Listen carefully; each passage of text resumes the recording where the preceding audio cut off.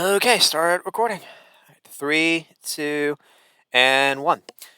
All right, and welcome back to the Reserve Squad Midweek show. I'm your host Ben, and we usually do if it's your first time joining us, we usually do a EPL focus show, to kind of touch base on all that's happened in the last week, and well, we didn't have an EPL to talk about due to the Queen's passing, so.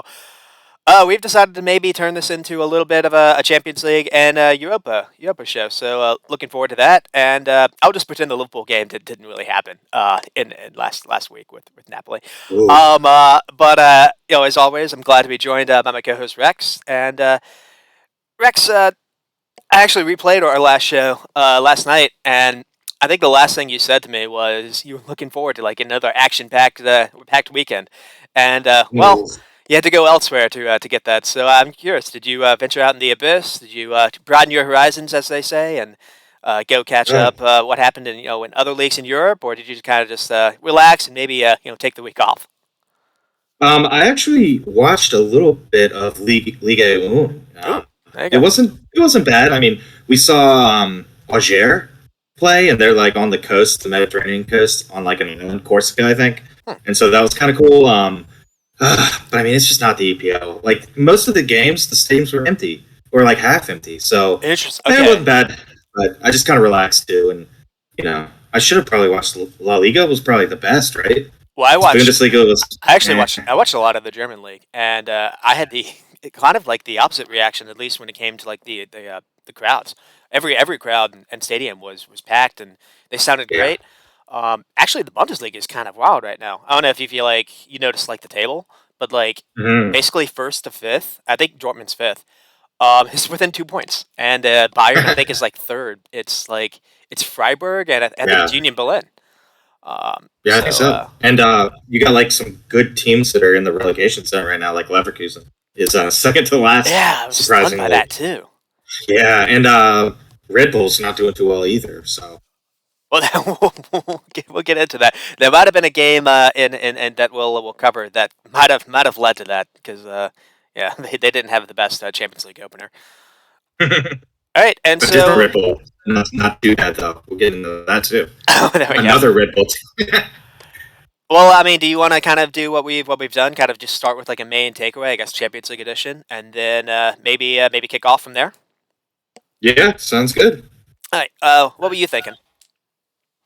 Well, I kind of am taking a cue from you here, and I'm dipping down to Europa League, and Manchester United lost 1-0 to Sociedad, and if you haven't seen it, it's a PK call, it's a handball, Yeah, this is bad. but when you watched it, it hit Lisandro Martinez's thigh first, and then his hand. So obviously, like he can't move his hand that quick. This isn't the Matrix, and the VAR didn't even review it. So that was kind of disappointing, and Man U lost because of it. So I mean, that's just an example of VAR. That's what it's here for replays like that. And if that is overturned, it's 0-0 at least, and it's a different situation. And Man U isn't so down necessarily because they got a point. So this is a case where like VAR could have done the right thing here and completely changed the game. And then EPL, since we are an EPL covering podcast, EPL not too bad. They were 2 wins, 2 losses in the Champions League, and 1 win, 1 loss in Europa League. So kind of 50-50, not so bad, I guess. I mean, Chelsea lost. They should have won probably. And then the Liverpool game. Sorry, Ben, but not Well, too there we bad. go. Yeah, I they'll turn it mean, around. I've got a couple. I mean, I think probably I look at this now as basically there's like a tier one and maybe a tier two for contenders, and I think for the tier one, which I'm not going to put Liverpool in right now, Barca, Real Madrid, and Man City all came out really strong in their first game. Mhm. Bayern and PSG also won, but I thought less convincingly so. They also have a lot of questions that they probably need to address. But and yeah, it wasn't the best start for Chelsea and Liverpool, but also a couple of these games, Atletico, Porto, and Tottenham, Marseille. I think a red card completely changed the game, and maybe without that red card, we could have seen those teams drop some points. So could have been a surprise there. And then I'll finally kind of maybe I'll lead into or I'll get into what I'm probably going to say later on, is that Napoli Liverpool game. To me, one, I was surprisingly not. I wasn't that surprised. I kind of saw that coming, as weird as that is to say. And I'll get into why. But the main thing that I think I texted Jeremy. My first thought was this to me was kind of like I was watching 2019 Liverpool versus Barca, and Liverpool were the Barca team. Liverpool looked the Mhm. older team. I looked at the average age, and it was something like 25 for Napoli and 28 again for Liverpool. And it was just I looked at Fabinho and Milner, and I saw Busquets and Rakitic. And Mhm. they're getting Thiago back, and we'll get Yeah. into. He looked a lot better when he came on, but I'm still quite concerned with the midfield situation. So I don't know. I'll kind of save a little bit out to that, and I guess do you want to get started with the first game, Rex? Oh yeah. So this game was kind of boring, but it was a crazy upset. So Chelsea lost 1-0 to Dynamo Zagreb in Zagreb. Chelsea, we know they've kind of been struggling a little bit. Ultimately Tuchel got fired after this loss. We don't. I mean, I kind of want to get into a little bit. Was this a game that ultimately got Tuchel fired, or were there problems with goalie up at the top? Or I saw a graphic like Tuchel's first like 50 games in charge, he conceded very little, and then his second 50 in charge, they conceded a ton more. And so is it a build up here that we just didn't really know about, or was it just this one game kind of quick reaction by Todd Bowley to fire him? I mean, there have been some very. This story has only gotten weirder as the week's gone on. To be honest, because like Yeah. there's been a lot of reporting that the owner was talking to Mark Cucurella and asked him about Graham Potter when he signed him. Ooh, Um, shit. I think they might have, our buddy Alex. One of his first thoughts that came to his mind is just the new owner just wanted his own guy. He didn't hire Tuchel, and there might be something to that, to be honest, because the way I mean, this really doesn't make sense on the idea of him just spending like $300 million on Tuchel's kind of Yeah. recommendations to want to kind of play Tuchel's way. And to Hmm. only give him 5 games into the year is weird. But I think there was a lot of gossip going out that this was kind of Ronaldo based. He wanted to bring Ronaldo in, or the owner, and Tuchel was against that. And then out of nowhere, Tuchel decided to go for Aubameyang, and that probably upset the manager as well, because like it seemed like Tuchel in the beginning did not want to bring a striker in, but maybe he saw Havertz was kind of struggling with that. And Hmm. I think with Aubameyang in, he actually debuted in this game, and he didn't necessarily have the best start, but that's fair. I mean, that wasn't really the best the best game to get started with. He was also Yeah. wearing a mask. I guess there was something with his eye or something. Um, Oh yeah, Ben. Do you know what happened to him? It's kind of crazy. We haven't mentioned it. People actually broke into his home, and he was there with his family, and they punched him in the face. And oh, whoa. so originally we thought he might not even be able to play for a couple months because I think he has a broken face bone, a broken orbital bone maybe around his eye. Oh So I didn't no even think he was going to way. play. So yeah, so I was kind of surprised to see him play. So Because they yeah, were. fair shout though. Like he played somehow, and he wasn't that great, but I think the you mask. know, I think I the mean, mask affected him because he had a couple. There was one chance where he had a chance. He had a good ball to head in. That I think mm, usually he would have at a minimum put it on goal, and mhm. yeah, it flopped out of bounds. But I mean the XG wasn't terrible. Chelsea actually had two. Zagreb was one. I mean they give up a goal in a very weird way. It was against the run of play, but it's kind of on it's on a mix of Fafana and I think is it Ruben Loftus-Cheek? Might be Kovacic. But yeah, it's just like there's just a head over the top that Orsic is able to run onto. So yeah, like you said, it was a shock, probably the shock of the week. Mhm. And it maybe helped. It kind of just helped build into you know maybe the owner just saw this was his chance to kind of get rid of him after having a couple bad results. And maybe he Yeah, figured I think so. better to do it now than wait. I was thinking maybe Mhm. do it after the World Cup, but if Yeah. he was dead set on doing this no matter what, there's no point in waiting, especially when you know the guy you want is going to accept, which is basically what Potter did. I mean, they've already hired him. Mhm. Um, Yeah, it's a done deal. Um, I mean, I tell you what, though, this game it just worked out perfectly for Dynamo Zagreb because they got the early goal by Orsic, who is a pretty proven Champions League scorer. He scores in the 13th minute. So really, at that point, you have a lead to defend, and you kind of sit back, and you don't have to be open and yep. go up and be open for counterattack. So it really did play into Zagreb's hands, and they really did do a good job of holding on to the lead. And I mean, this Chelsea team to me just looks kind of discombobulated. Maybe it's Fofana is new and he was kind of thrust into the lineup, and same with Aubameyang here. I don't know, but I am worried as a Arsenal fan. I'm worried that Graham Potter might be. I don't know. I feel like we always say this with Chelsea coaches, but I feel like he might be the man to take him to the top. He's a brilliant coach. And he's done a lot more with less at Brighton, so we'll see. But I'm kind of worried about it. I mean, the issue is that is the point. We've been singing his praises because he's done less at a club like Brighton. He's done more with yeah. This wait, you've done more with less.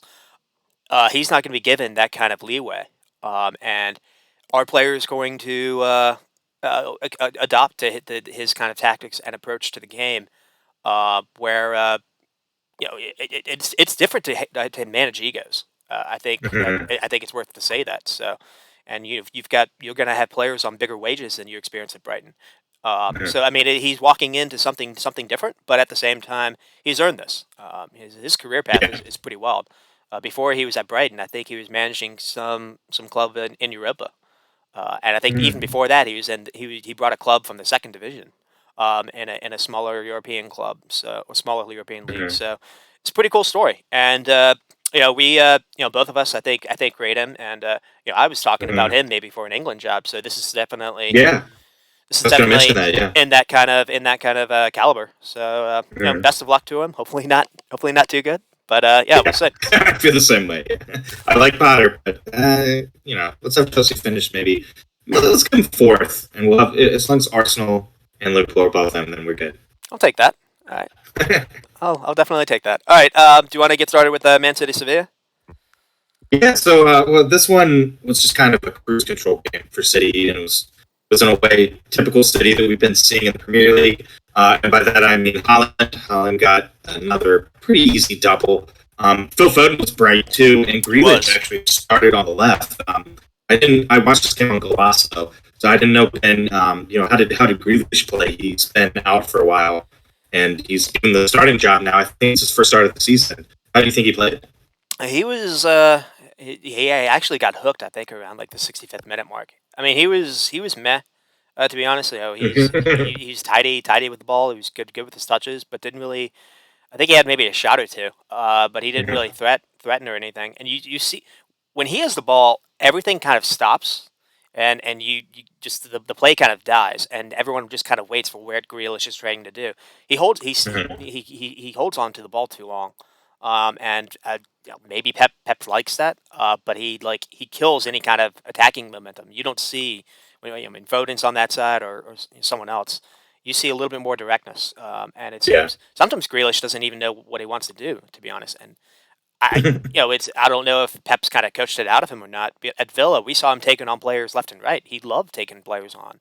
Mhm. Now, maybe at Villa he had a different situation. He had Watkins making runs. Well, you have Holland Yeah. making runs. So I don't know. I don't know. I don't know what the deal is with him. But you brought him in for $100 million, and frankly, I don't think he gets into the best 11 right now. So Mhm. Yeah. Especially, I mean, Foden was on the opposite side, and he was brilliant. So yeah, sometimes we do see Foden on the left, but he was amazing on the right on this game. And yeah, I mean, maybe a little rustiness for Grealish. Gosh, he did not have a good year last year, so we are kind of hoping he'd have a bounce back year. I But think it's two if he goals and two doesn't, assists yeah, for well, like it's 100 million dollars. Yeah, it's very bad. But I mean, now too with Holland, you would expect his assist numbers to go up, I would and too. Yeah, and if they don't, then maybe next year they cut him loose. And I mean, they won't get nearly as much as they paid for him, but I don't know. It doesn't bode well. Oh, and I'm also want to ask you one more question on City. Calvin Phillips, big money move from Leicester. I mean, from Leeds. Sorry. He gets in off the bench here, but he hasn't really played that much. I kind of would expect Pep to be rotating Rodri more because Rodri's pivotal and you got to keep him healthy. Do Uh-huh. you have any thoughts on why we really haven't seen him? Is it adjusting to Pep's demands, or because he is a Premier League player, he's the I Premier think League, but I think he was injured. And in fact, I've been wondering myself, and I've looked online, and that's kind of been the gist. So okay, he was kind of nursing something. But that ooh, said, okay, we haven't really seen him and Roger play together, and frankly, I think that in maybe a game against Madrid, someone with that has a really physical midfield. I think you might need to see that. So I'll be curious to kind of see if that comes becomes a midfield going forward. And frankly, if we ooh, see maybe Pep kind of do, almost a 4-2-4 situation with just those two, and you just kind of play just everyone else, just kind of crazy attacking football or some kind of crazy deep mhm, block. But yeah. the thing that Calvin Phillips offers that maybe like Rodri or a bunch, it's almost anti-City, is he is really really good with long balls. He's very And good stretching the field, both across the field, but also he's really good at picking out runs. And so you think of someone like Holland who loves to try to make those runs in behind. I, this adds another I threat. I think Phillips will find him. Yeah. So Mhm, if when mhm. in those games that Phillips does play, I think we'll see a lot more of that. That's a Than good point. City sometimes That's what kind of Like try to pass the ball in or pass the ball all the way up the right, field. right. Yeah, Arsenal tries and they just pass in the box, and you're like, just shoot it. But I mean, that is those pinpoint long balls are what kind of got Calvin Phillips into the England team a couple years ago. And then he kind of had a dip in form and some injury problems. So yeah, that's a good point. And then one more quick thing, Kanji, he was a late summer purchase. Hmm. He's making his debut in this one, look pretty good. And then Gomez from Anderlecht, he's been off the bench some. This was his first start too at left back, and I think both look pretty good, honestly. Sevilla isn't having the best of years so far, but they have a decent attack, and to get a clean sheet, I think was big. Yeah, I mean the weird thing about Sevilla is I think I was watching the Ajax game in Upper Campos. Is actually I Okay. guess on I think it's Ajax. But they I guess sold their striker. I was looking at the team looked relatively old. I mean Yeah, there were names we knew like Papa Gomez. I think Isco played it's or good. Oh, yeah. started in the game, but it Mhm. just seemed they didn't really there wasn't really any speed. Like Jesus Navas still plays for them. Yeah, So I don't and really know Rakitic what to and some other expect. Right, parts too. So. Rakitic, yeah. So I don't really know what to make of Sevilla, but at the same time, it just City were kind of probably coming off a disappointing result versus Villa, and this was a very good way for them to bounce back. Especially with Yeah, the way Cancelo looked was amazing. It was almost like he was better on the right than where he usually is on the left. I mean, Cancelo was playing some balls that again things that Kevin De Bruyne would normally pick out, and he had a very good assist for I think the fourth goal. yeah. Did he have two assists or just that one? Look, I can't say, it looks like just so. No, you had two. Yeah. So yeah, great game, two but assists. I mean, 24 shots, 10 on target. I mean, just 540 some passes, 90% accuracy. That is FIFA football. So Yeah, good job, I think. good job, Sevilla for showing up. Well, I think too. My main takeaway from the match was I think City now with Holland might have what it takes to finally win the Champions League. I think just Holland pushes them over the top now. I think so. But, that was another thing I actually did. Let's see, what did I put some kind of note there? Oh, basically I said, yeah, that combination with Kevin De Bruyne and Holland, I do think is able to get him over the line, especially if there's some kind of defensive steal behind them. Um, Oh yeah. and you assume maybe I don't know what Pep's best back line is, and people have been saying Laporte, but sometimes we've seen Laporte and Diaz. You can kind of get in behind them. So Mhm. we'll see about that. But there's no way that they if they get making Champions League final, if both Holland and Kevin De Bruyne are healthy, there's no way people are gonna keep them scoreless. You'll have to score Yeah. to at least get that game to extras. Yeah, you would think so for sure. Yeah. Yeah. All right, Ben. You want to do the Liverpool? This one, yeah. Well, we finally got to it. This one, it's amazingly enough. Now, I mean, I think it only ends 4-1. It could have it very easily could have been 5-6, could have been 8. I mean, the Mhm. midfield was Milner, Fabinho, and Harvey Elliott. And I mean, it got started really, really early. I mean, the guy I mentioned, like to like end the podcast last week. I think I mentioned Kvaratskhelia or whatever. Apparently, it's Yeah. Valvaskelia. Oh, fairly scary. Valvaskelia. I think that's it. He looked as good as advertised. Unfortunately, I mean he was responsible for basically I think their first 3 goals. Um, and so I mean Zelensky gets the early one off with the PK. Mhm. They get a second PK within like I want to say 8 minutes, and Allison actually saves it on Osimhen. And then Mhm. you thought maybe there's a chance for Liverpool to kind of somehow have a chance to kind of stay in the game, and then Frank Zambo and Grisa got a second, and then Giovanni Simoni got basically the third before halftime, and again Valvaskelia was had the assist, and got to halftime, you figured it couldn't. There's no way it could be worse. I mean, I think it was the worst half that Joe Gomez has played. He was Mhm. maybe at fault for 2 of those goals, and Mhm. within I want to say 2 minutes, maybe even 1 minute into the second half, Zelensky was able to get a goal because again. Napoli were able to just kick a ball over the top and make a run and beat Liverpool's high line, and so I think the game notes really were that this has been coming. I think you could have seen the same result versus Everton. I think you could have seen the same result versus Man United. And the reason why you didn't is because, unlike those teams, this team was competent at finishing. I think this has been this has been a game I've been dreading. To be honest, a team Mhm. that is not only direct, but a team that has pace and a team that's physical in midfield. And you really Mhm. really saw that. I mean, the some of the stats were just that. This was just awful. James Milner was 2 of 10 for his duels. Elliott was three of Ugh. five. Fabinho was 1 of 6. Thiago came on in the second half, only played 20 minutes, and it was 7 of 9. Yeah. And you saw how much different that was. I think Zambo and Guisa was something like 10 of 14. Mhm. And He's great. Sabatka, another guy in their midfield, was something like 7 of 9. Just Liverpool had no chance in that midfield, and so one of the things that Klopp said that kind of has stuck with me is he said, "Well, there was a lack of counter pressing." So a lot of people talked or wanted to highlight. I know CBS did this. Wanted to highlight the high defensive line, and that was a Mhm. problem because they were Napoli was just able to kick a ball basically in over the top to allow people to make runs in behind. But the reason why that was a problem is because there was no pressure in midfield.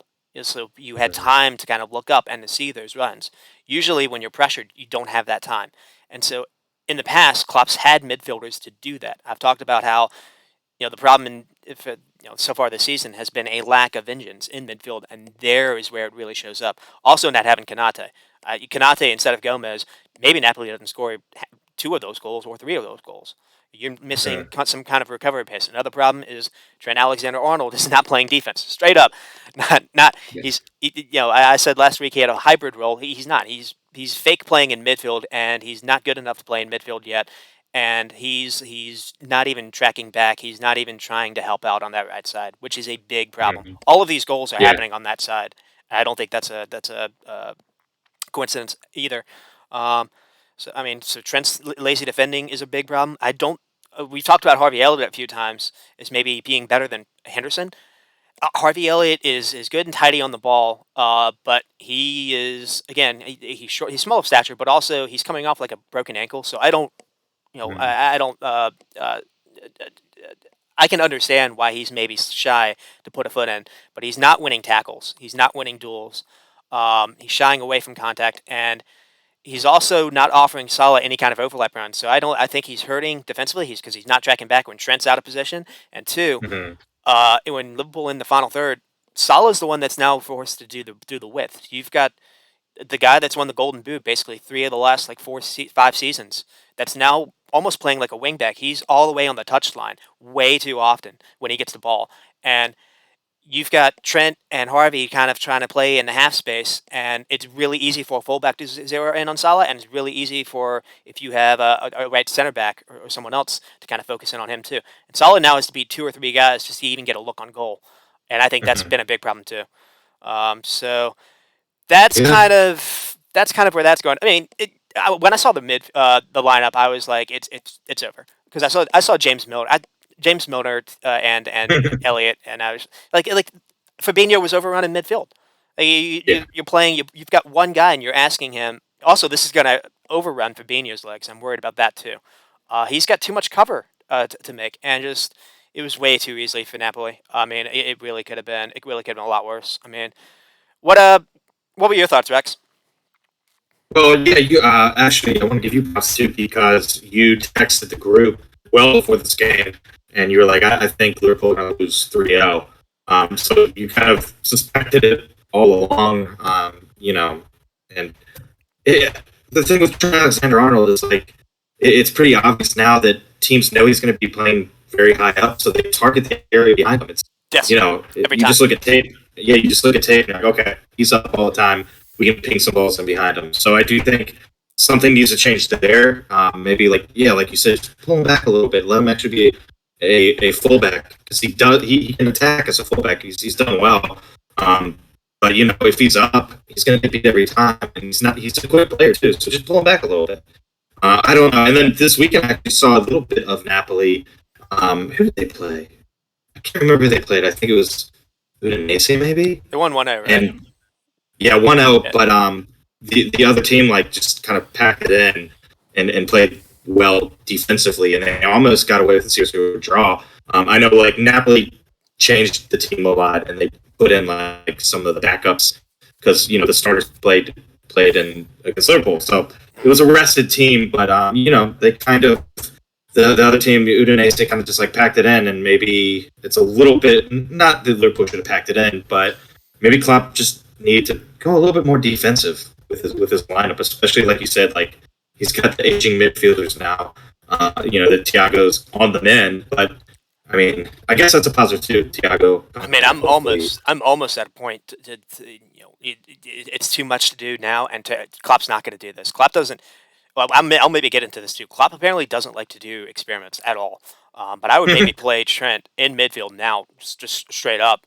Maybe that solves your RCM problems at least in the meantime. And I would play Gomez.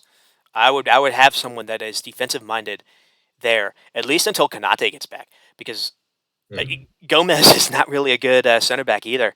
But he does have pace to him at least. And yeah, one thing that Gomez did offer last year is he was really good at keeping the width and getting good crosses in. I mean, you're not playing Darwin Nunes straights, and that's kind of another problem too. Is when Firmino doesn't play. I don't think Firmino can play alone by himself anymore. He doesn't have the legs to kind of create.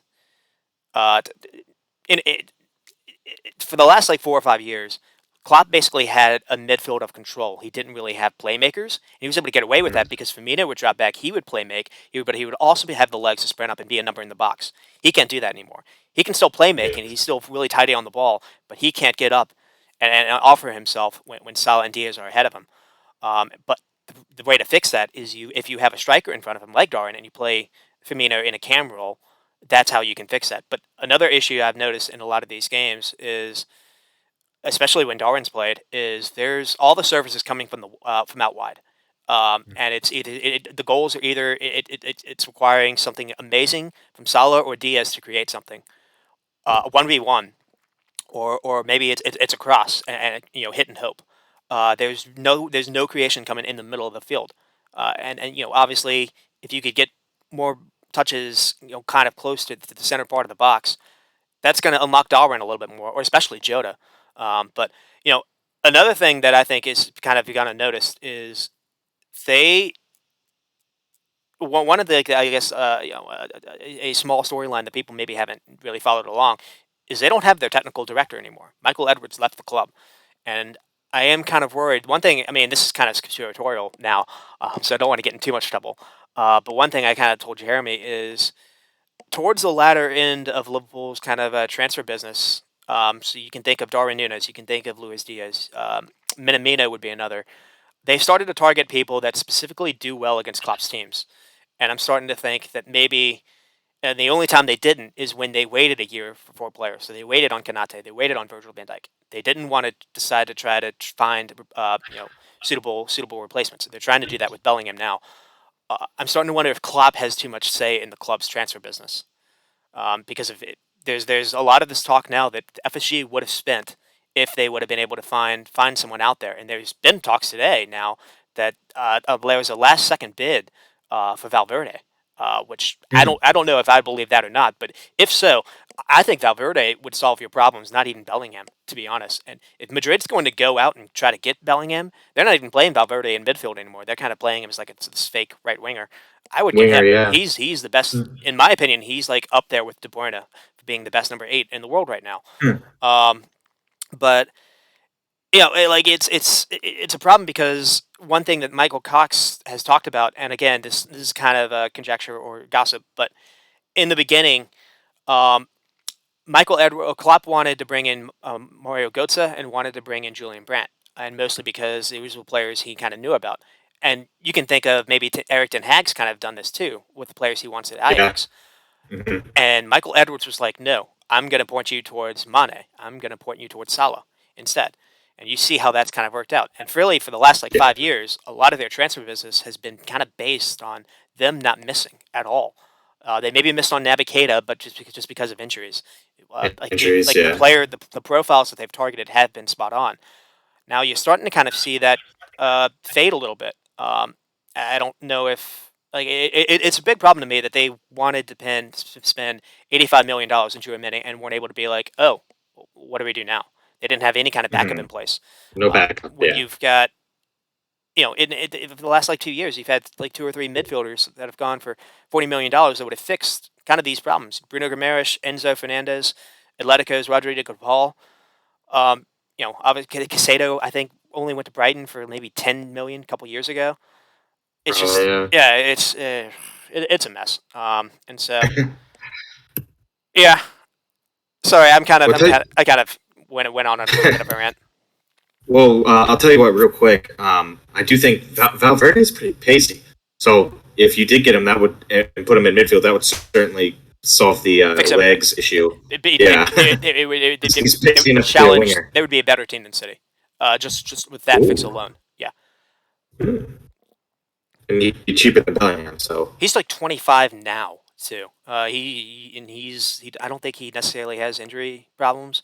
If they got him, they'd be getting Kevin De Bruyne when Man City got him. I think Kevin De Bruyne went to the league when he was 25. good point. Um, and but look, another thing too to kind of end is so Napoli. You kind of noticed this. Napoli and Liverpool played a lot over the years, Shit ton, yeah. Oh yeah. and I remember there was one game specifically that came to my mind. It was in 18 and 19, the year when Liverpool actually won the Champions League. They almost didn't make it out of the group stage because I think they were with PSG. PSG actually might have ended up Mm. winning the league or winning the table, and then Napoli was very close to get it going in over Liverpool, and it wasn't. It was because of like Allison made a couple like insane saves. I think he had a double save in the last minute of the game to make sure keep Liverpool 1-0. But the reason why I bring that up is I looked back and Napoli don't have anyone that played in that game. Liverpool had Mm. 9 of their 11 that played in that game. So Ooh, they damn. so it was Trent, Robertson, Salah, Firmino, Fabinho, Milner, Matip, Virgil, and Allison. Ooh, yeah. You're not That speaks to the age problem. You're not. I mean, Klopp's whole thing is like running people to the ground, both in games and also training, and it's just you're not recycling players when maybe you should, and Yeah. that is another issue as well. So sorry, Rex, All kind right. of kind of went on a little bit. All right. Let's see. I'll do Tottenham, and then do you want to do Real Madrid since that's your La Liga team? Yeah, well, I saw that game Ooh. live, so Okay, that's perfect. I didn't watch the Marseille Tottenham game. I watched them on Golazo. it's But all good. I'll tell you what, though. I mean, Marseille has not been doing bad at all in League One. They've let's see, they're second with PSG, but it's on goal difference alone, and they've scored 15 in 7 matches. So they scored second highest in League One too. So I thought this might be a little bit more open, but Tottenham and Conte just kind of shut the door, and I thought Yep. their midfield setup was brilliant. Back three, Lale was in there again, and then Dyer in the center was great. And then Charleston started, and it actually was really good. He scored 2 goals, both were headers, which was kind of surprising. And then Son, still hasn't really gotten going yet. I can't figure out why. I don't know if you have any thoughts on it. But he just Son was cannot better. get his form straight. I think he's close to maybe branching out, and it's kind of I teased it last week. I think he would have actually scored and kind of reintroduced himself for City, because Mm. he had a couple good chances. He probably should have scored versus Fulham because he's a pretty good finisher when he Yeah, does get chances. But I mean, he forced the red card in this game. He was he was the reason maybe why Spurs even won. He ran into a ball that maybe I mean, it was a 50-50 ball, so it showed that he still has legs to him. He still has desire to kind of go in for a 50-50 50 tackle when he knows he's going to get clattered. So I'm not that concerned with Son, to be honest.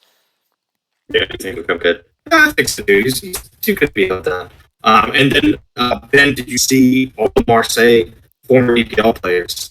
It was a bunch. They Yeah. had Induzi, Tavares, Bailly, Under from Leicester City last year, and Kolasinac. So they have 3 Arsenal players alone. So that was kind of cool to at least be able to see some people we recognize from the EPL. I think they have Sanchez as well. I don't. He might have not played in this game. Alexi But they Sanchez. do, yeah, Yeah, yeah, they do have Sanchez too. Yeah, he didn't play. I mean, was he even on the bench? yeah, but it's Yeah, he must be hurt. He wasn't even on the bench. So. it's kind of a shame because I think this game ended 50-50 possession, which normally you don't see with a red card.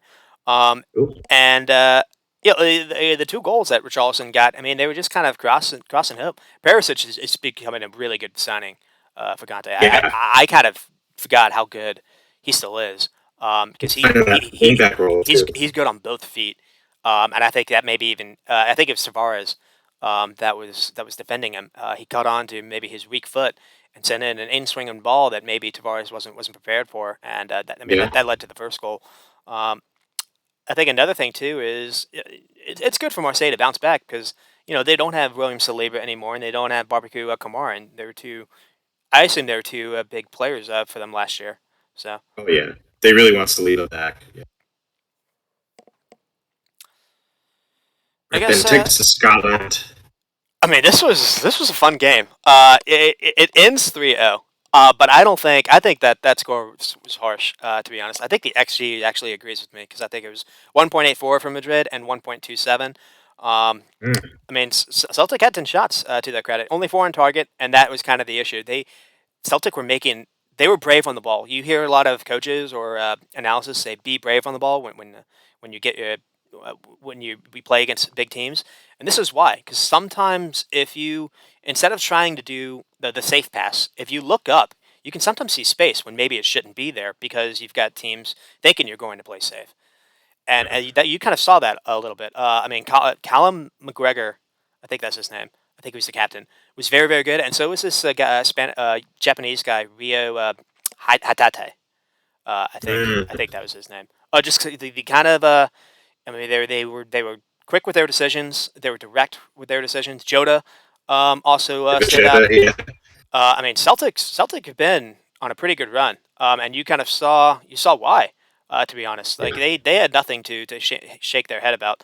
But yeah, it gets started with I think it was 0-0 at halftime. So it was kind It of was. it was the same connection that happened for the Champions League final. Valverde was able to get free down the wing. He had a beautiful cross to Vinny that they was able to finish, and then Modric got the second, and then Hazard was able to get the third. And maybe probably the story of the game was maybe 35 minutes into the game, Benzema kind of held up with a knee injury, and that'll be something to maybe follow. It's maybe not as Yeah, severe as maybe people were wondering, but they don't really have any kind of striker depth behind Benzema. And it was interesting to see Hazard come on because Hazard came on and did look good.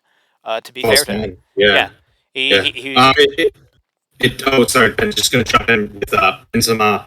It looks like it is just like a thigh tendon strain. oh, okay. So he's probably only going to be out 2 weeks, but it could be like 3 or 4. So not too bad, and at least it's not a knee injury.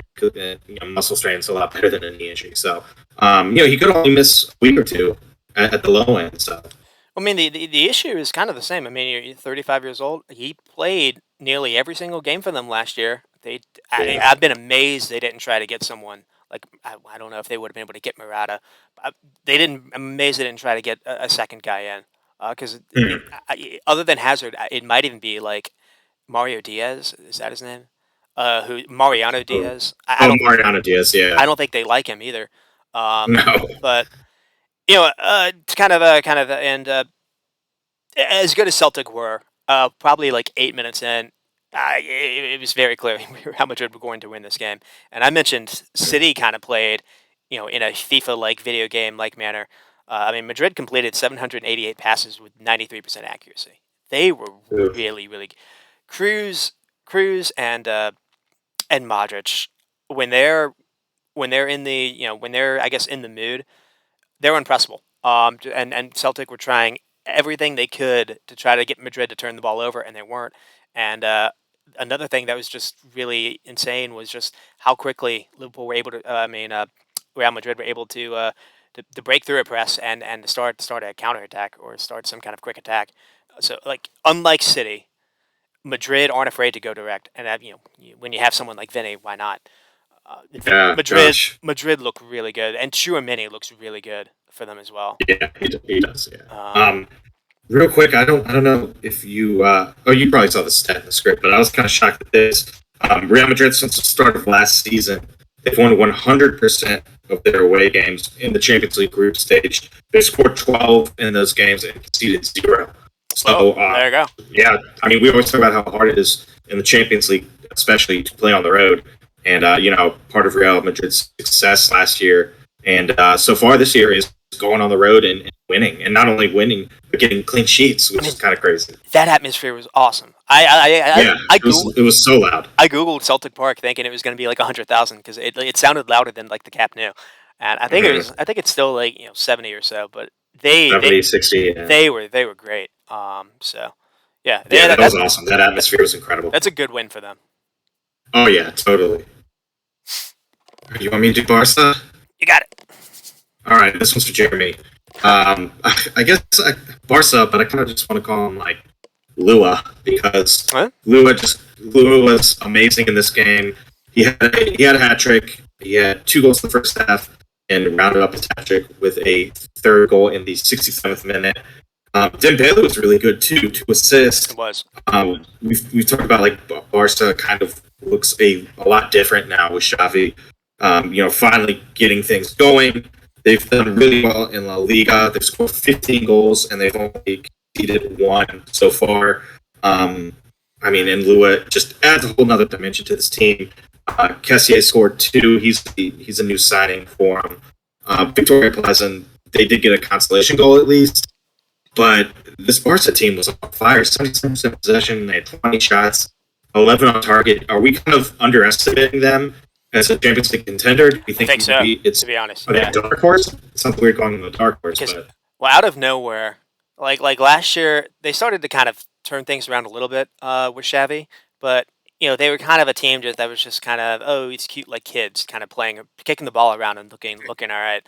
Um, you look now, and they've got speed at the back now with Aranjo and Kunde. Kunde looked really good in this game mm-hmm. as well. They've started to have depth now, so they can play someone like Bellerin in the weekend. They can play uh, shoot, they left Jordi Alba, and maybe and kind of switch off with Alex Balde now, or Sergio Roberto. You've got options. You can play Kessie. You can play Frankie De Jong at the 6. You don't have to play Sergio Busquets now. It seems Pedri and Gavi can play on either side of the field as well. And then up top, they don't even have Memphis Depay even like starting anymore. You've got Yeah. I mean, if Fati can stay healthy, I mean, he's another player too. I mean, Mhm. Dembele and Fati. I mean, Rafinha didn't even start this game. And then Yeah. it just makes sense. It made sense that Lure would work here because Mm. they have the ball around the box in most games they play, and their issue for the last like 5 or 6 years, like Jamie's talked about it, is just finishing sometimes. Sometimes Mm. you go against a team that you can't unlock because you can't finish those chances. I mean, the goals that Lure is scoring right now are absurd. Yeah. He's hitting B on a controller right now, from some of these shots, and it's just it's a good marriage, and I think I was kind of agreeing with you. I was wondering if because I think probably to start the summer I wouldn't have considered Barca in tier one. And I put them with Madrid, so I think it will be interesting to see if they can kind of stay with Madrid either for La Liga or this. Hmm. One interesting thing too is Lua now has a Champions League hat trick for three different clubs: Dortmund, Bayern, and Barca, which is kind of a Mhm. cool stat. And then you talked about the depth too, in terms of players that can come on and hurt you with their offense. On the bench, you have Ferran Torres, Memphis Depay, Yeah, Torres as well. Rafinha, and Gavi too. So I mean, yeah, like they have a deep bench, and it's going to be interesting to see this team because I know Jeremy was kind of down on them, and it looks like they did spend a crap ton of money, Well, but it looks like it might be paying off. that's another thing too. I mean, I think I put down in like my notes, like they basically decided to mortgage the house and maybe cashed in their retirement. Sold Um, some of their assets. on Yeah. this season essentially, and like being successful this season because they did spend a lot of money in the summer, and you're seeing that really pay off. I mean, Kunde already looks really good for them, and obviously, I Hmm. mean, Lua is flying for them. Yeah. Yeah, definitely. Want to do PSG? I think we both can. I mean, like it's. I guess like the American side of me wants to mention how I was not prepared to turn into this game because it's on CBS or Paramount Mhm. here. I had to hear Ray Hudson calling games again. Oh yeah, he's Brought, back. brought me Yeah. back to my BN or BN. Was he on goal? My BN days when watching I don't know. Messi and Barca, and he Oh wasn't yeah. he wasn't I guess out of his tricks. He had his usual userisms or idioms. Oh yeah. Um, yeah, I I think mean they this only one ends. got him because he was covering. He wanted to cover Messi, That and makes you only sense. cover Messi. That's Yeah, no. I think he doesn't last. But I mean it ends 2-1. And I think that was kind of maybe kind because it could have been. I was watching the Real Madrid Celtic game at this point. Mhm. But online, it seemed like it was going to be whatever number they wanted because Mbappe got the first two. It looked pretty calm. I mean, Neymar looked very very good. I saw in Oh the yeah. highlights, um, Hmm. and it's been interesting to see this new formation that Galtier has played. It's almost the Tuchel formation. It's three in the back with two in midfield with wing backs, and then you have basically two number 10 creators, and then Mbappe who kind of has a free role. So those three all have a free role, and you're getting the width from the wingbacks. So what happened last year is you couldn't necessarily do that, but you're stronger at the back now. They're starting to get games for Ramos. I mean, so the back three is pretty strong again with Marquinhos, Ramos, and Kimpembe, and Vitinha and Verratti in midfield is very interesting when it comes to controlling games. You don't have like Paredes or Danilo back there anymore. But at the same time, as fun as this was, if those front three don't run and when they don't have the ball, it's going to be easy to play through them. And I think that issue still remains. I think we saw that in the weekend game. They only Hmm. beat Brest 1-0, and I think they even had like a red Hmm. card with that as well. They were not that great on the weekend, but yeah. What were Yeah. your thoughts on PSG? Well, I mean, I kind of feel like they're always going to do this in the group stage. They're gonna win and they're gonna beat big teams. But I still, yeah, like you said, I still just don't feel like I can trust them, deep into the Champions League. I mean, they might be able to get to the semifinals or even the final, but I just don't think they can win it. And it's like you said. I mean, the front three up top, if they don't chase back, really good attacking teams are going to slice through them. You would think. So I do think, I mean, they're a contender, but I just feel like they're going to be typical PSG come crunch time. I mean, the one thing I guess you can say, and I guess this was maybe the same time or the same thing you could say in the last few the later stages of Barcelona with Messi is Mbappe is the best player in the world right now. And Yeah. so it just he'll faction any kind of chance that he can get. So he can win games by himself, obviously, and he's learned to become he's obviously he can make these runs behind, but he can be a target man. He can be a number nine. He's learned to just strike a ball pretty solidly, and the kind of form that Neymar has showed up to start the season has really shocked me. He's found a love for the game again, and that's Yeah. been it's definitely good for Brazil, maybe going forward. But he started to look really good again. McKinney scored a nuts consolation goal too, Yeah, which that is was good cool to see. for Yeah. us USA fans. Yeah. So Juve, they're not doing too well. They're in eighth in Serie A. Have a bunch of draws, 2 wins and 4 draws, so they're undefeated. But maybe things are starting to turn around for them. So I've got a We'll see. I've got a But question for you. What do you think? oh yeah. What do you think Juve should do right now to maybe, because it's early in the year, to maybe kind of try to turn things around and bounce back? What kind of hiring decision do you think they could make? Well, I mean, I don't know. I would like them to kind of go out, maybe get like Pochettino, Oh, someone like that, I wasn't thinking of him. maybe.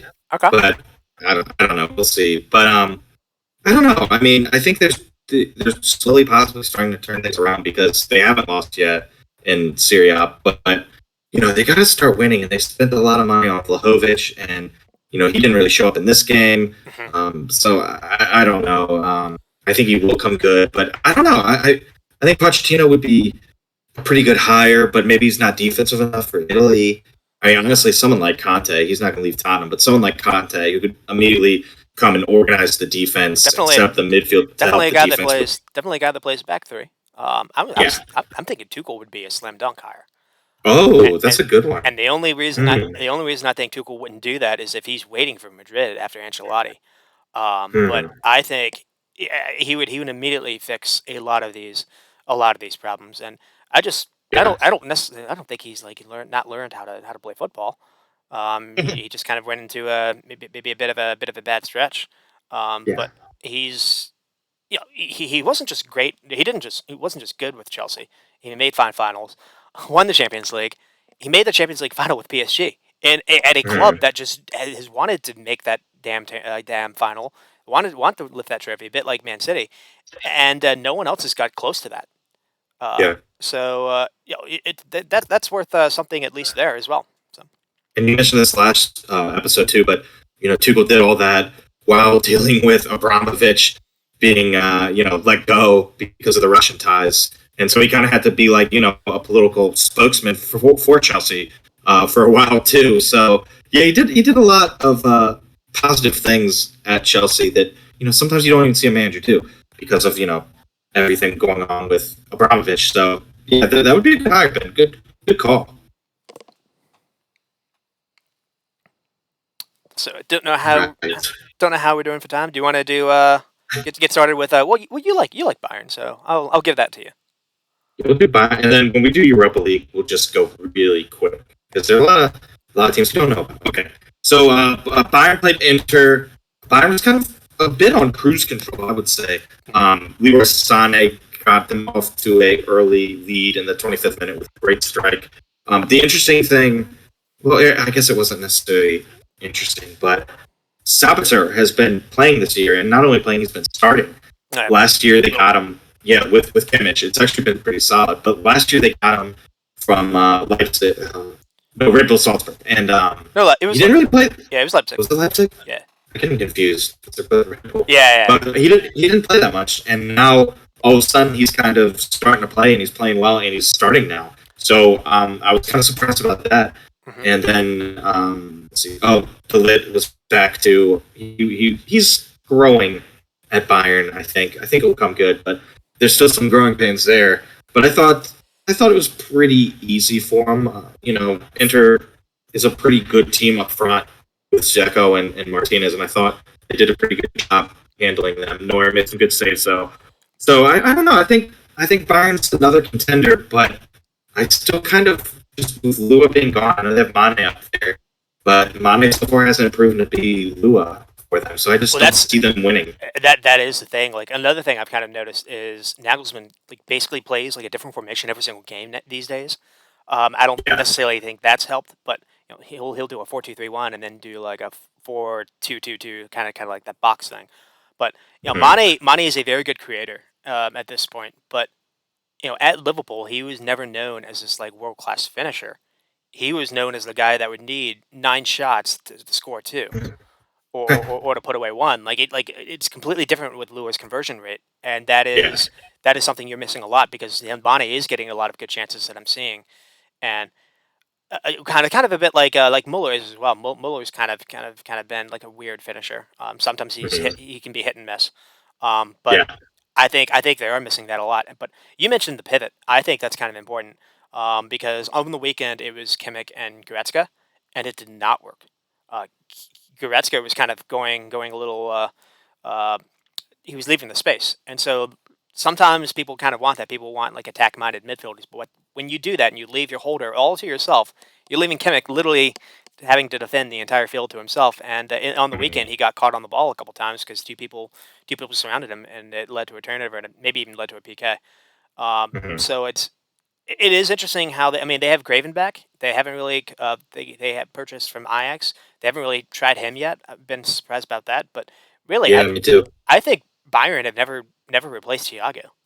Maybe that's just kind of Liverpool in me talking, but when they won the Mhm. Champions League, they had Thiago and Goretzka playing. Kimmich actually played, I think, right back at that final. Yeah. Yeah. I would agree, but I do like Kimmich in the midfield. I think he's a really good player, and Well, I he mean had a he had a bunch of yeah, assists last he year. had a beautiful ball, I think, for the goal for Sane. Yeah, he's good. He's good in that deeper position. I just think he needs kind of someone near him. Yeah, and maybe he has to have a saboteur now. Maybe But yeah, another that could be a youngster shout. too. Hmm. Yeah, Musiala, great youngster that they have. They also have Matthews Tell, who scored a goal recently, Hmm. and I think it was Yeah, it was on the weekend. the, oh, was it this weekend or last weekend? This weekend. Yes, Oh, the so he's another yes. young French guy on the bench too that scores. So they have a bench that I'm kind of like I don't know. Maybe in a couple months, like we'll see these guys playing more, like you said, like Gravenberg, Mesraoui, things like people like that. So I don't know. Maybe they come out of the woodwork and they start, winning because they are third in the Bundesliga. Yeah, Pat. They've got a couple draws, so That's a good shout because like Pavard is still playing for them, which I'm stunned by. I've playing like right To be back. honest, Yeah. yeah, or So starting. well, that might be part of your like Kimmich thing. Is yeah, Kimmich's really good in the midfield there, but you don't necessarily have a really good right back. Like if you had True. two Kimmichs, one in midfield, one in right back, you'd be good. So yeah, I don't know. We'll see what happens because I think Gravenberg is going to be a great player too. Musiala, Mesraoui, Matthews Tell, they still have Makana too. So I don't know. We'll And they see. But potentially have the best left back in all of world football. To be honest, at least when he's on good form, and it's looking like that heart issue, that scare. I guess over the was it over the winter? yeah, Hasn't yeah, necessarily pretty much. affected him that much because he looks as speedy and he looks to have the same engine as ever. And when him and the Coman are kind of on the field on the like kind of like the same side of the field, the kind of ground that they can cover, it reminds me of like peak Klopp years because it looks like they have an extra man on the field. They can just cover so Yeah, much ground. It's amazing. yeah, So true. I think you're right. Maybe it's kind of too early to write Byron off, even though they're like 3 draws in a row. I think in their league.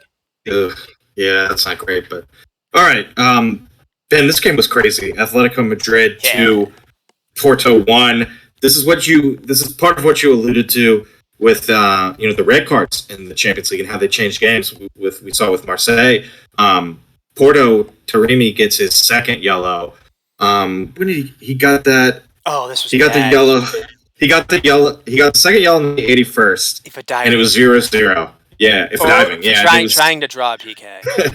yeah, and he kind of like flung himself when there wasn't a lot of contact. Oh, But so after that, we have all three goals coming basically a couple like 9 minutes after the red card.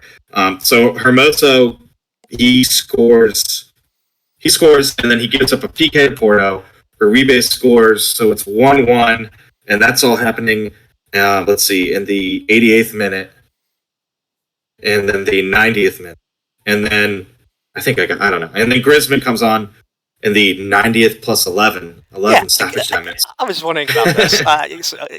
I was only able to And watch it Steve, on. I was only able to watch it on YouTube, so I didn't watch it live. But why did they have like 10 minutes of extra time? I don't know. Yeah, because I was watching it on Colosso, and they just were like, "It's 11 minutes hours time."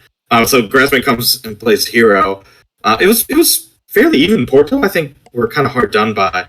If they didn't get that red card, I don't know what would have happened. But Yeah, I the agree with that. shots, they actually outshot Atleti 17-10. And then my one like kind of cool stat for this game is it's the second ever Champions League game to have 3 goals scored in the 90th minute or later. Oh, And the craziest thing was the first one was Porto versus Atleti in December 2021. oh, there you So go. maybe we kind of want to see this fixture in the Champions League more often because it was crazy. And it's just crazy too that they're the only two teams and they both played each other and they both had the 3 goals after the 90th minute. It's crazy, but yeah, another red card kind of completely changed the game. But at least this one was two deserved yellow cards and really no controversy here. So I don't know. I'm looking forward to them playing each other again. To be honest with you, I No might just. controversy, just stupid on his end. Like It was stupid, yeah. yeah, just trying But to I, trying to I, buy PK.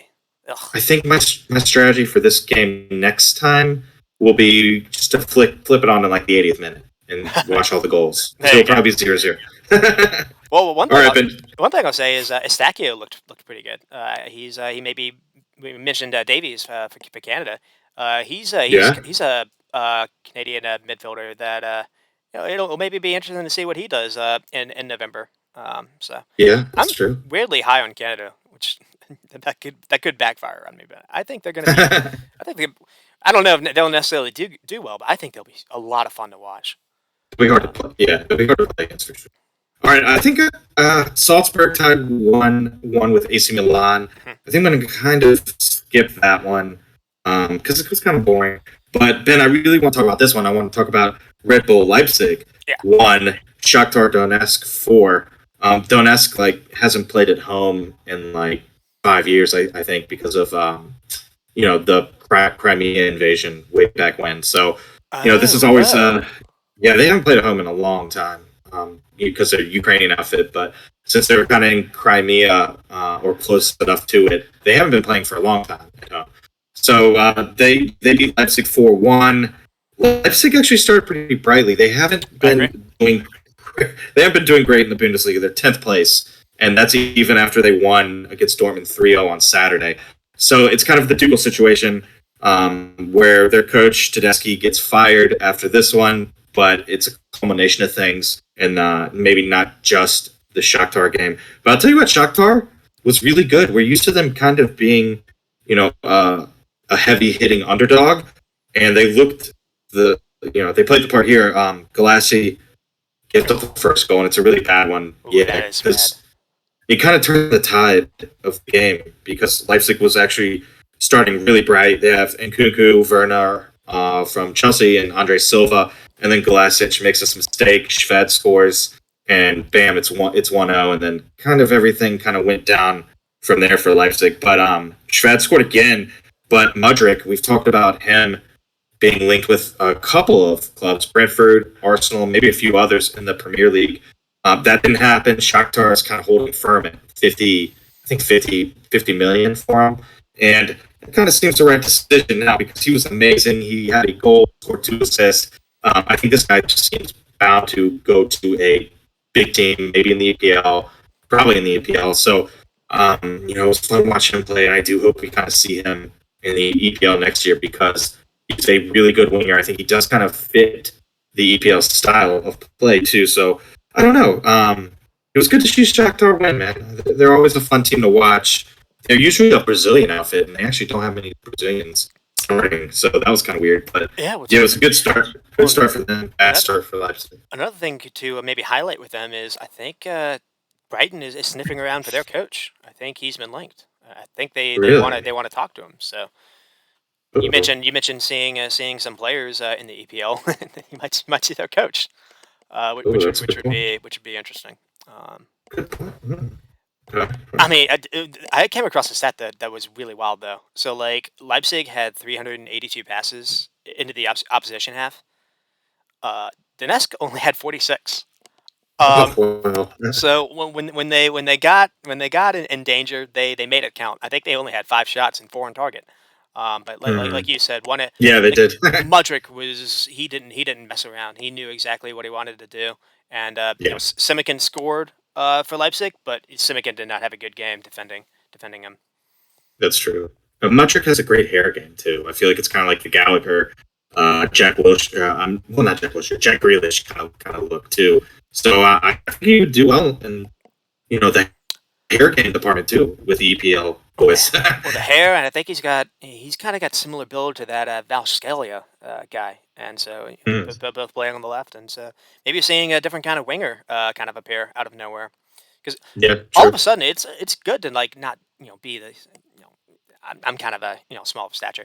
We might be getting away from like the kind of the Messi or the Isco kind of bodies where it's good to kind of be a little taller because the game is a Mhm. little bit more physical these days.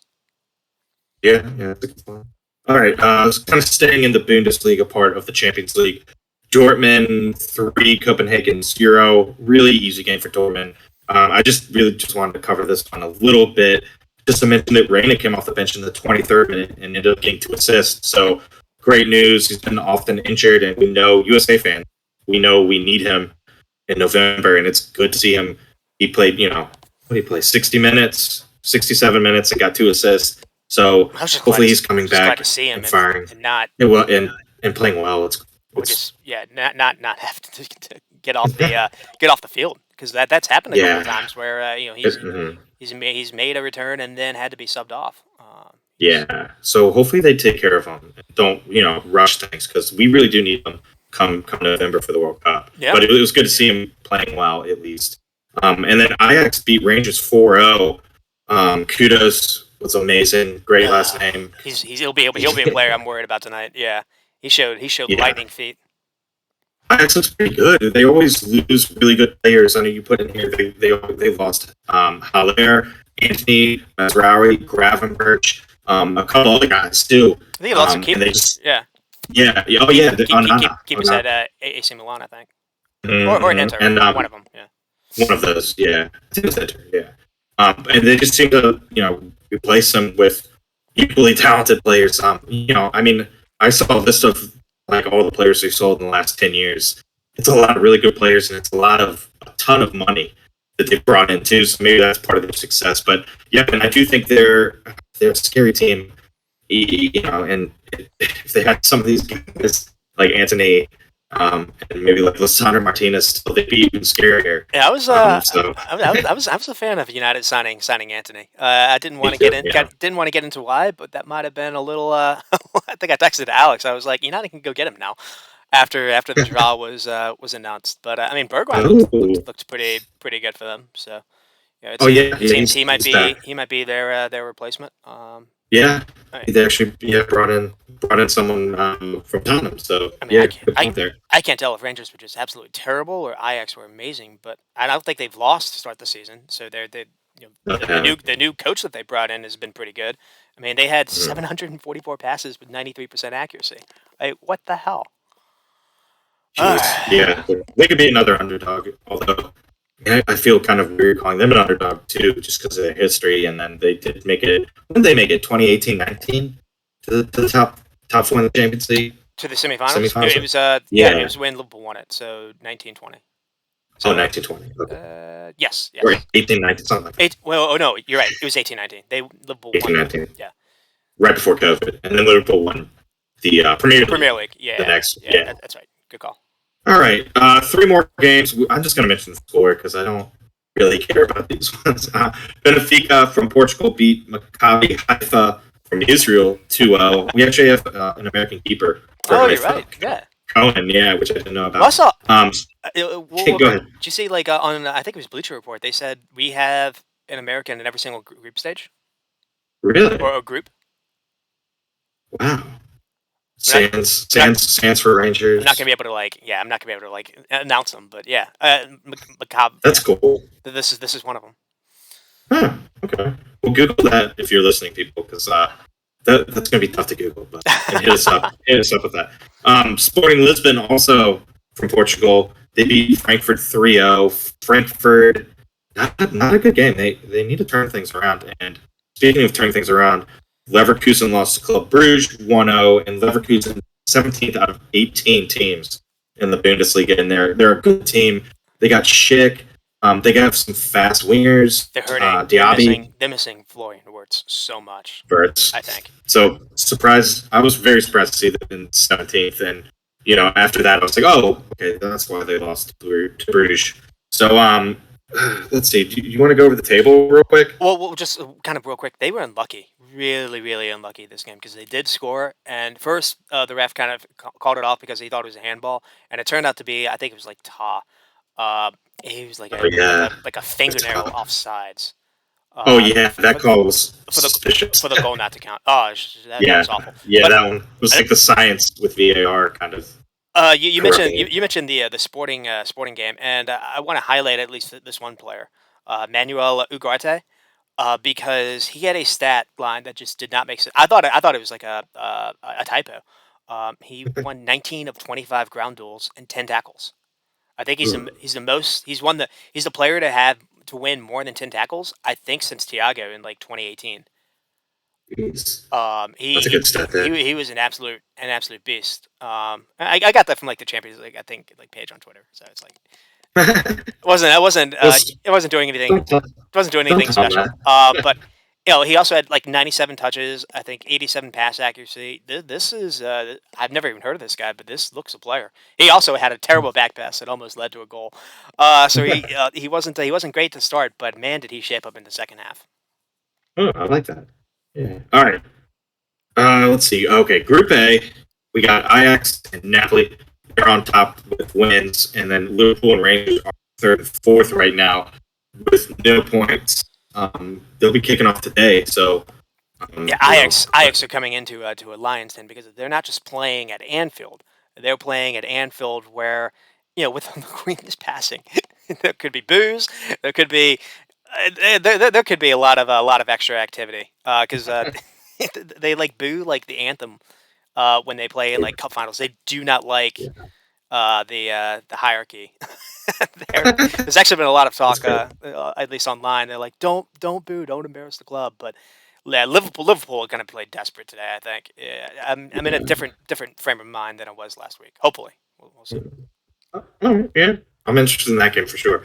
All right, Group B, Atletico Madrid is on top with Club Brugge right behind them. They both picked in, so they have 3 points. And then Porto is in third. Leverkusen is in fourth with 0 points. Porto still has a pretty good shot, I would say, to go through second, probably to Atletico in that group.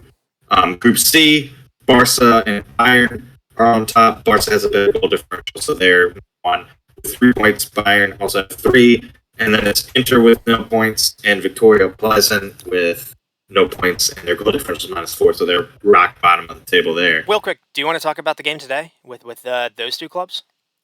Because that Bayern and Barca, that could be fireworks. Lua that Lua could be. Lua Derby. Uh, And they kind of seem to play each other a decent amount in the Champions League too. I can think about a couple They played each crazy other. games They played each other. recently. They played each other last year. I think it was like 2-0 or maybe like 3-0. I remember Jeremy being like, it could be another 8-2, and, Uh, and, and it wasn't. I'm curious to think if Nagel. I don't see what you're thinking. I think Nagelsmann might get his pants handed to him because it's a different Barca team than it was a year ago. I think they've got speed now yeah, it with is. Kunde and Oranjo. I think they've got outlets that they didn't have last year to beat a press with Vate or Fino or Dembele. Dembele's looked amazing, like you said. Uh, Yes, yeah, he was amazing in the last week's game against Victoria Pleasant. So yeah, that would be, I think it'll be cagey. I don't know. We kind of see like them scoring a decent amount usually, but I think it might be like a 1-1 game. But ooh, yeah, Barca. there you go. I mean, I don't know. Barca could easily win though because they have changed things around. It's not like last year at all, which is So we'll see. All right, Group D, Sporting surprisingly on top with 3 points. Tottenham second with 3 points, and then we have Marseille and Eintracht Frankfurt. Eintracht Frankfurt actually won the Europa Conference League last year, so Yep. we'll see what they can do. Not a good result for them to open it up though with a three Yeah, nil loss. and I was surprised. Well, I guess maybe all three goals happened kind of late in that Sporting game, and they haven't gotten off to the best start in the Bundesliga. But I actually watched that Oh, game, the Super Cup with them in Real Madrid. They played Real Madrid pretty good that game. I think they only won 2-0, and one of the goals came from a corner kick. Like hmm. they played all right.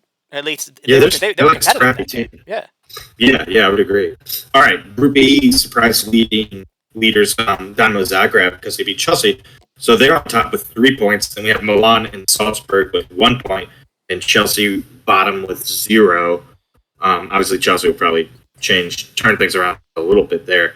Um, Group F, Shakhtar's in front with 3 points, just plus one more goal differential than Real Madrid with 3 points right behind them. Leipzig, Leipzig is in third with a -3 goal differential, and then Celtic is also they're in fourth with a -3 goal differential too. So I don't know. Leipzig not playing well. They needed to there. Group G, City is cruising. They're up with 3 points. They won 4-0, so their goal differential looking great. Dortmund right behind them. They won 3-0. So their goal differential is +3, so they're right behind City. Copenhagen, no points. Sevilla, no points, and a -4 goal differential. So they got things around too. They're Speaking rock of bottom of that table. speaking of players playing their former club, I guess in that bracket we've got the Akanji Derby. Oh, in Holland. And Holland, yeah. yeah. In Holland. And Holland. All right, and then rounding things up with Group H, Benfica is surprisingly on top with 3 points. PSG is right behind them with 3 points. They're only one goal down in goal differential. Juve 0 points, but they're only -1 goal differential. And then Maccabi is bottom, which is kind of where we thought they would be, honestly. So, all right, do you think we have enough time to do Europa League, or do you want to do it real fast, or do you want to skip it? We can do it. I think we're at a minute like 15 or so. So An hour that's 15. not at all what we've been in far worse situations than this. So get I've spent a lot of your time talking about Liverpool. You get your chance to talk up Arsenal a little bit because they looked pretty good. Yeah, it wasn't bad. They're not. They're not going to play on Thursday against PSV because of the Queen. They're the only team that's play. So I'm Well, kind of interesting. yeah, because of the Queen's funeral. I think, or just not being able to have enough policemen to police the game because it's in London. Yeah. All the other ones, all the other EPL games are away. So I think that's why those are able to happen. And Arsenal's not, I guess. I know That was my thinking. Liverpool and Chelsea aren't having it on the weekend. Is Arsenal been postponed too? No, they're supposed to have it. They moved the time, I think. Oh, okay. So they're supposed to have it, yeah. But okay, so this game it was kind of interesting. The lineup was a little bit kind of it was kind of what I thought it would be. We had Holding came in, Tomaso and Tierney started. We had Vieira got his first start, and KT got his first start of the season, and then Marquinhos came in, and we really needed him because Emil Smith Rowe was hurt. We got a couple of people. Cortez hurt. Reese Nelson. Reese Nelson is someone that we actually didn't loan out, and he's hurt. This could have been a game for him. Marquinhos showed up and actually played really well. He had a great ball early on, and Martinelli missed, and then Marquinhos got a goal from Nketiah, and then Marquinhos assisted a goal to Nketiah. Mm-hmm. So he had a goal and 2 assists, and he really should have had 3 assists if Martinelli put that away. So I thought that was a bright spot. But we still I think just having backups, and we looked a little rusty. We just didn't move the ball as quick. It got better as the game went on, but Nketiah kind of makes a striker's challenge box, gives up a PK, kind of went through the striker's leg there. So 1-1 at halftime. Nothing really Turner could have done about the PK, but Turner did look a little rusty beginning. He kind of had a pass back and was under pressure, and he tried to play out the back and gave it away close to the top. And right after that, kind of flapped on a corner. But then he settled down, so that was good. It was good to see him playing, but man, I do worry about the U.S. team with some of these keepers that aren't playing regularly. I mean, Stefan now is playing regularly at Middlesbrough, but I thought Turner kind of looked rusty to start, and he can't really, do that for USA in the World Cup. I feel like. Yeah, I kind of made a crass joke. I guess I can say it on here. I don't think we had the viewers. Basically, Do it, yeah. I was like, oh, it was Arsenal had just honored or just kind of uh, what was it I said? Arsenal have kind of helped commemorate, the Queen's passing, or whatever.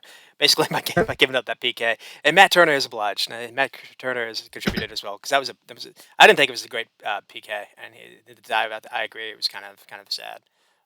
But the weird thing is, Arsenal, like you said, I think could have won this game relatively easily, and they didn't. I mean, they kind of had to struggle a little bit in the end. I mean, they had Yeah, so many shots and not a ton on target. So that if there was that's maybe kind true. of a crack, but they still. I mean, it's win's a win, and you got your young guys looked pretty good. I thought Vieira looked very good, and so did Marquinhos. So Yeah, Bear has a chance to maybe kind of be that backup number 10 to Odegaard, perhaps. You could see, like, he was still a little rusty, but you could see that there's definitely the ability to find like some good through balls, some good long balls, and be a creator there, which was exciting. All right, I'm sticking with the EBL teams here. Man U, they lost to Sociedad 1-0. We kind of mentioned it earlier, just a terrible handball decision.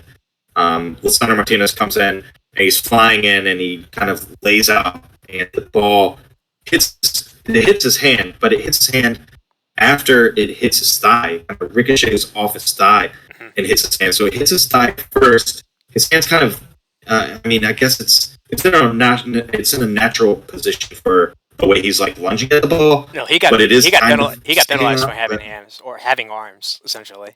yeah, because I mean, he can't move it out of the way, and it didn't hit his No, arm first. And then like we said, VAR didn't even look at this.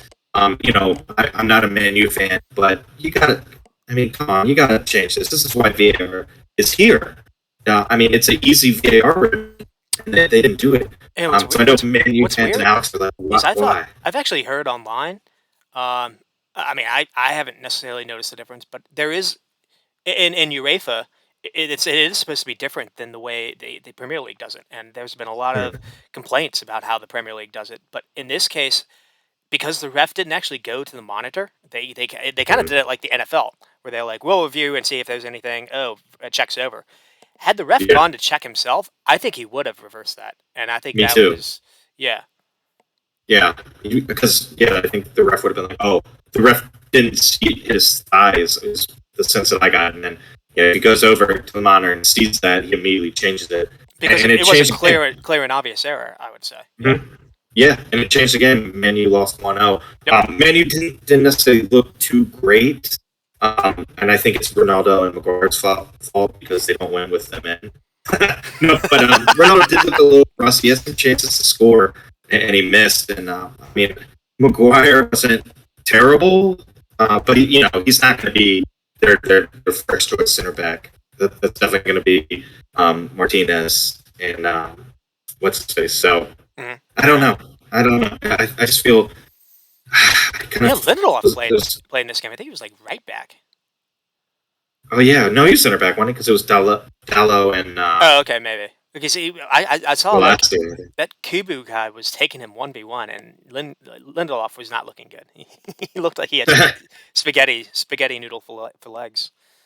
Yeah, and he's just back too from injury, so maybe a little bit of rustiness there. That And could be it. this is what kind of this is what worried me about United is um like in the Premier League, if something happens and like Ronaldo has to start, or like more to the point, if Maguire has to start in the Premier League, then I think the wheels kind of fall off the wagon I here. agree. Um, Yeah. but they do have a little bit more depth with like Casemiro, and they have a shit ton of fullbacks now. Some might not be that good, but they do have. Well, this was kind of a weird formation. Did you see what Ten Hag did with Fred? Yeah, it was bizarre. I was kind of like, I honestly thought that the app that I was looking at got the formation right, I thought placed so on too. the Yeah. wrong. So I was like, I don't believe this. Yeah, played him as like What's that? played him as like the advanced guy in midfield, kind of like the 10. And I think the idea was just kind of make him the top presser, to kind of make him run around when you don't have the ball. But the problem is like he did get on the ball a lot of times, and he wasn't necessarily good. Like the problem with playing Ericsson the way you're playing him is he'd be much better in that position if you could find a way to Yeah, do that. I don't know why he didn't switch them. I mean, I guess it's because Eriksson has been playing that spot in the Premier League. He kind of just doesn't want to confuse him with that attacking role anymore. The defensive mid with Casemiro, but with the long ball, pinpoint ball ability. I guess is why he still kept him there and didn't put him in the 10 role. But I mean, it would have made sense to flip them. I think. it's almost an indictment of like Brazil at the moment, because if you don't trust the pivot between Fred and Casemiro, who literally play each other for the national team, I think that's the starting midfield at the moment. If Brazil is like playing a Yeah, it game now, probably is. then what are you doing? But again, and maybe Casemiro and Fred can't play the balls that Eriksen's been able to play from Yeah, that spot, because going back to that Arsenal game, those goals happen because of the passes that Eriksen was making when maybe yeah. Fred or He was someone doesn't great. try that pass. He tries to go backwards or sideways. Yeah. All right. Let's see. My Italian team, Roma, Roma. did not look good. They've been it's just been weird in Europa competitions. Last year in the Conference League, they lost to Bodo Glimt a bunch and lost badly. And then this time they lose 2-1 to Ludogorets. And I mean, Roma had a pretty good lineup. They did have Abraham and Zaniolo are hurt with muscle problems, but I mean, they still had a solid attack. Bellotti, they just got him and Dybala leading the line and still only scored one goal. They equalized in the 86th minute, only for Ludogorets to score in the 88th. Oh no. So kind of a curse of the Jose Mourinho, I guess. And he did kind of play, kind of some second choice defenders, but still some good play. Like Smalling started at the heart of the defense, and they really should have gotten the win. I don't know. They've been a weird team. They started on fire in Serie A, and now they're kind of dying down a little bit.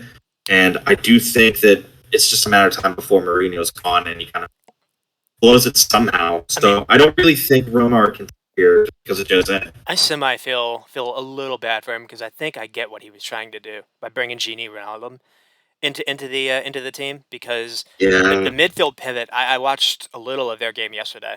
They ended up winning, I think. Yeah, 2-1. one, yeah. Dybala scored. I think Abraham scored as well. So I guess he's back healthy. He's Um, back, yeah. but the midfield pivot was Nemanja Matic, like the old United player, Yeah. and it was like, he still has game to him, but he is Maguire basically in midfield.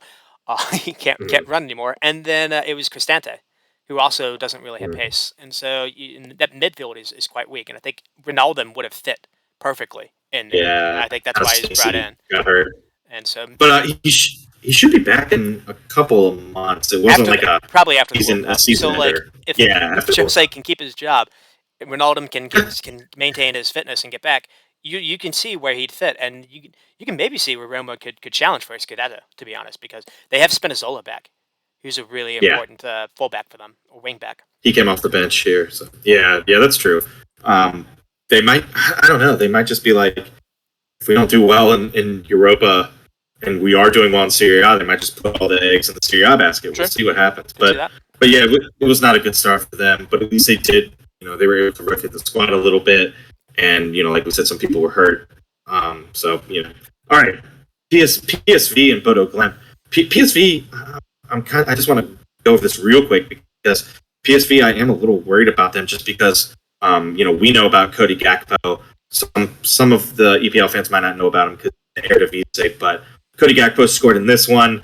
They had 7 games played and he's 8 goals and has 3 assists in those 7 games. So this is another player. Jesus. He just seems destined for the Premier League or Yeah. a bigger team next year. I feel like He was linked at towards the end for a pretty big move. And I was he kind of was linked with a couple teams, right? yeah. I know Arsenal were thinking about getting him, but I guess the price would be too high, maybe. And he's an unproven player, but he's kind of proving it now, honestly. I just remember like a lot of people that I kind of there's like an IX specific like Twitter account. It's not affiliated with the club, but it's like if you on football Twitter, you know this IX account.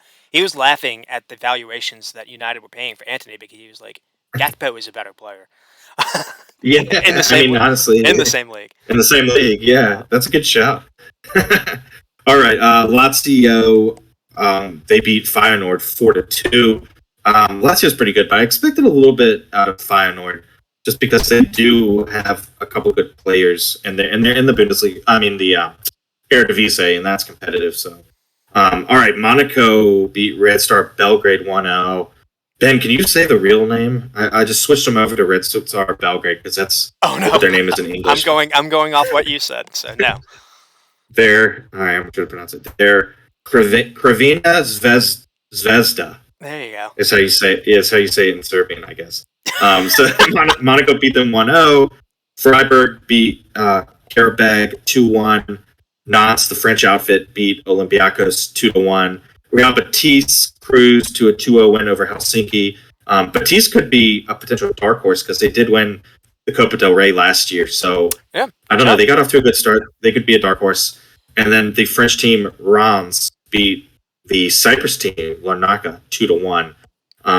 So that kind of wraps up Europa. I don't know. Do you want to go over the tables real quick? Well, it's You interesting get to to do see. Group H. It's interesting to see Freiburg actually in Europa. I didn't realize that because they're number one Yeah, or two in Bundesliga right now, so they're having a good season there as well.